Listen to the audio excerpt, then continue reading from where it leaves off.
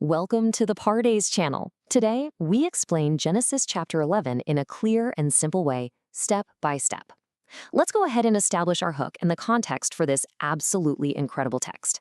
Genesis chapter 11 is, without a doubt, one of the most pivotal chapters in all of biblical literature. It essentially serves as the grand bridge between the primeval history of the entire world and the patriarchal history of the people of Israel. To truly understand exactly where we are in the story, we just have to look back slightly.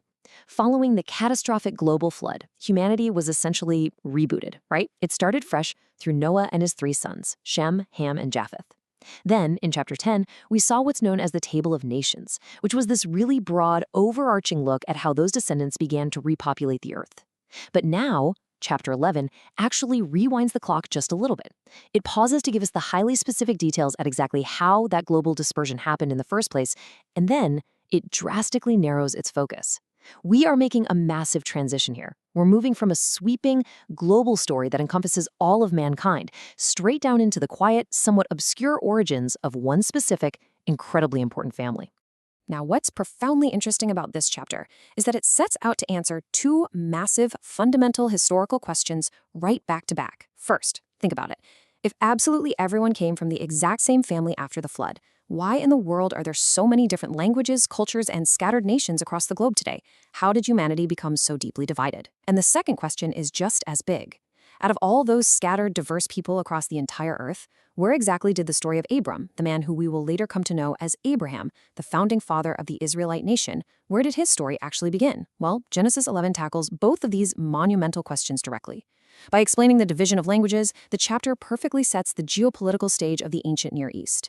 And then, by carefully, methodically tracing the lineage from Noah's son Shem straight down to Abram, it roots the rest of the entire biblical narrative in actual solid historical context. To keep our focus really sharp on this ancient text, we're going to use a simple mental framework. When you're reading ancient historical narratives, especially in the Torah, it helps immensely to keep a close eye on three core elements: the specific people involved, the exact places they travel to, and the crucial actions they take. By mentally organizing the chapter into the who, what, and where, we can easily navigate the narrative as it unfolds. It completely keeps us from getting lost in the dense historical details or totally bogged down in the long lists of names we're going to encounter later. This straightforward, highly simple approach, focusing entirely on the plain meaning, or the pashhat of the text, is exactly what allows the true historical and practical weight of the chapter to shine through so clearly. Okay, so we start our step-by-step walkthrough at the absolute macro level with verses 1 and 2. The text tells us plainly, now the whole world had one language and a common speech. Literally, if you look at the original Hebrew, it says they had one lip and one set of words. Humanity is completely 100% homogeneous. There is zero diversity in how they communicate. Verse 2 continues. As people moved eastward, they found a plain in Shinar and settled there. Geographically speaking, they are migrating away from the mountainous regions of Ararat, which is where the ark rested. They are moving eastward, or from the east, and they finally arrive in the vast, incredibly flat basin of Mesopotamia. This plain in Shinar is the ancient region of Babylonia, which is located in modern-day Iraq. So I want you to picture this scene in your head. Humanity is completely unified in one single geographic location, speaking the exact same words, possessing the exact same culture, and functioning together as one single, massive, highly centralized society. They have found a perfectly fertile plain, and they have made a collective decision to just stop migrating. Now, verses 3 and 4 brilliantly illustrate exactly what they decide to do with all that unprecedented unity. The people of Shinar say to each other, "Come, let's make bricks and bake them thoroughly." The text makes a point to explicitly note that they used brick instead of stone and tar, or bitumen, for mortar.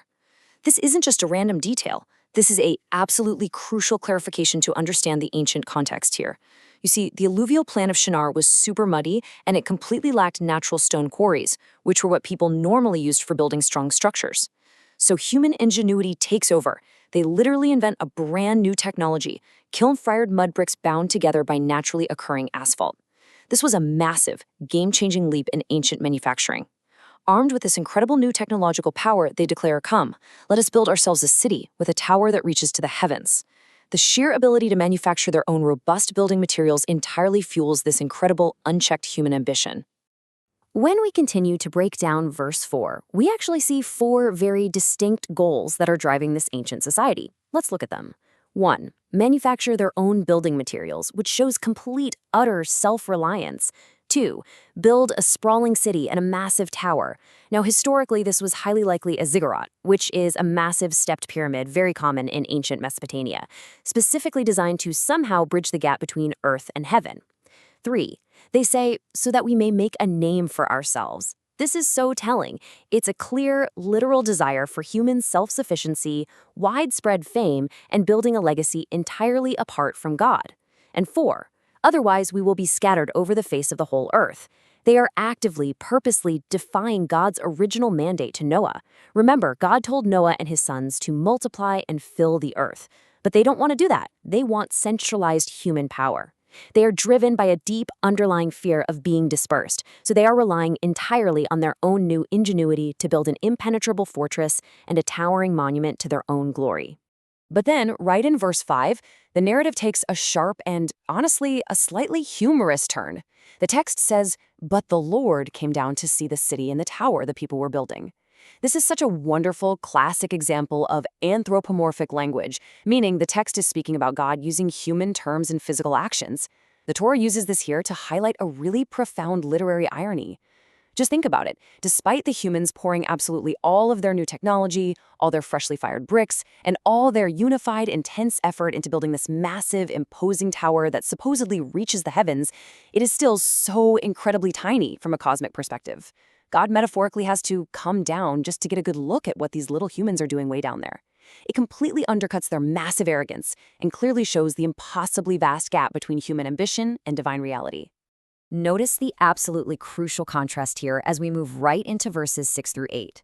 God observes their unified arrogance. In verse 6, the Lord says, "If as one people speaking the same language, they have begun to do this, then nothing they plan to do will be impossible for them." Now, we have to be clear. This isn't God feeling threatened in any way. Rather, it is a divine recognition of the immense destructive potential of unified human rebellion. If mankind centralizes all of its power, all its focus, and all its new technology purely for self-glorification, humanity is eventually going to destroy itself. So, in verse 7, God says, "Come, let us go down and confuse their language, so they will not understand each other."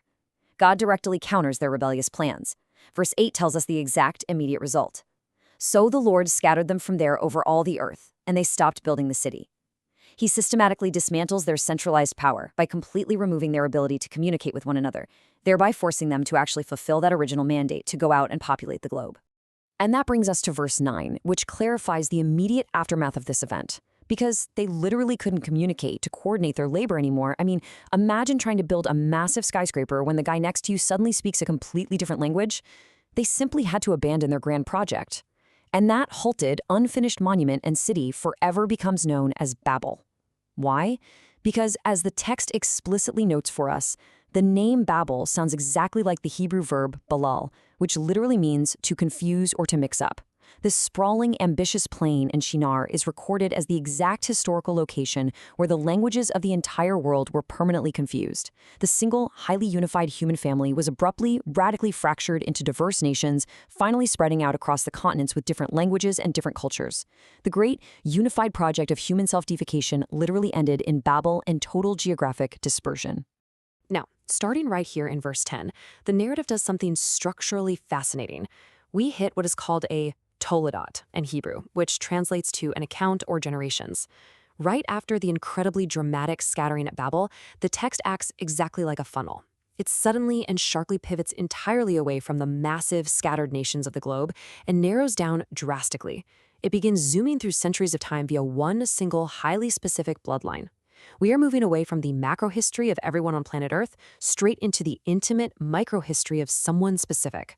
God is actively shifting the focus of the biblical narrative. He's moving from dealing with humanity as a collective, generalized whole to enacting a highly specific plan through one family line, a line that will, eventually, bring blessing back to all of those newly scattered nations. To follow the text strictly, as we must, we have to walk through this exact genealogy, which covers verses 11 through 26, tracing it generation by generation. It starts with Noah's son Shem. The text tells us that 2 years after the flood, at age 100, Shem became the father of Arphaxad, and then lived 500 more years. Arphaxad lived 35 years and fathered Shelah, living 403 more years. Shelah lived 30 years and fathered Eber, and as a quick side note, Eber is actually where we get the word Hebrew, and Shelah lived 403 more years. Eber lived 34 years and fathered Peleg. Now remember, Peleg's name means division, which is a direct, fascinating hint at the dividing of the earth's languages we literally just read about. Peleg lived 30 years and fathered Reu. Reu lived 32 years and fathered Serug. Serug lived 30 years and fathered Nahor.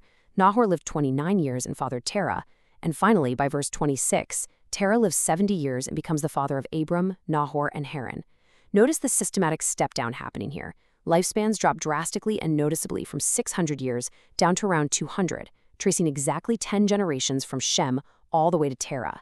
At verse 27, we finally reach the narrow end of the funnel. We are now completely at the micro level, looking intimately at Terah's family.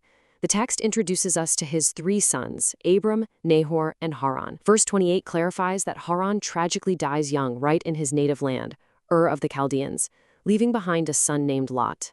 Then, verse 29 details the marriages within the family. Abram marries a woman named Sarai, and Nahor marries Milcah, the daughter of his deceased brother Haran, who also had another daughter named Iscah. But then, verse 30 drops a highly specific, very quiet, yet utterly devastating detail about Abram's wife. It simply tells us plainly, now Sarai was childless because she was not able to conceive. Listen, in an ancient Near Eastern world where lineage, offspring, and making a name for yourself through your children is absolutely everything, this is a glaring, tragic stop sign for this entire family. It's a monumental roadblock in the story. In verses 31 and 32, which bring us to the very end of the chapter, we can closely trace their geographic journey. Terah takes his son Abram, his grandson Lot, and his daughter-in-law Sarai, and together they set out from their longtime home in Ur of the Chaldeans. Now, Ur was a prominent, highly advanced, wealthy city located in southern Mesopotamia, right near the Persian Gulf. Their explicitly stated goal is to migrate incredibly far to the southwest, all the way over to the land of Canaan, which is situated in the Levant. But interestingly enough, they don't actually make it. They travel north along the Euphrates River and they just stop halfway. They settle in a place called Haran, located in modern-day southern Turkey or northern Syria. And verse 32 concludes the chapter by telling us that Terah lived 205 years, and he died right there in Haran. The great journey to Canaan has completely stalled out. This beautifully brings us to our practical life lessons, what we can really learn, and how we can improve ourselves from reading this text today. The great, undeniable takeaway here is witnessing this incredible narrative contrast. Just think about how this chapter began. It started with the incredibly loud, massive, unified human empire of Babel. They were relying completely on their own power, desperately trying to build a massive tower to make a great name for themselves. But by the time we reach the end of the chapter, God has completely bypassed those arrogant, towering empires. Instead, God chooses to focus entirely on one incredibly obscure, grieving, infertile family resting quietly in a tent in Haran. The profound everyday lesson for us is that true legacy, true spiritual significance, and the genuine work of God rarely ever begin in human arrogance, massive monuments, or flashy self-promotion. It almost always starts in the quiet, the humble, and the seemingly impossible circumstances, requiring our total reliance on Him, rather than our own bricks and mortar. And that leaves us with a truly fascinating, tension-filled cliffhanger to end on. Humanity is permanently scattered and confused across the entire globe. Terah has passed away. Abram and Sarai are isolated in Haran, far short of their destination, with absolutely no children to carry on their family name. How will this one specific, seemingly insignificant, barren family possibly change the course of the entire world? To quickly recap everything we've covered, today we saw humanity unify in absolute rebellion at Babel. We saw God mercifully step in and scatter them by confusing their language to prevent their own self-destruction, and we watched the story gracefully narrow down, generation by generation, straight to Abram, perfectly setting the stage for the rest of biblical history. Thank you for learning with us. If this helped you understand the chapter better, like, subscribe, and join us for the next chapter.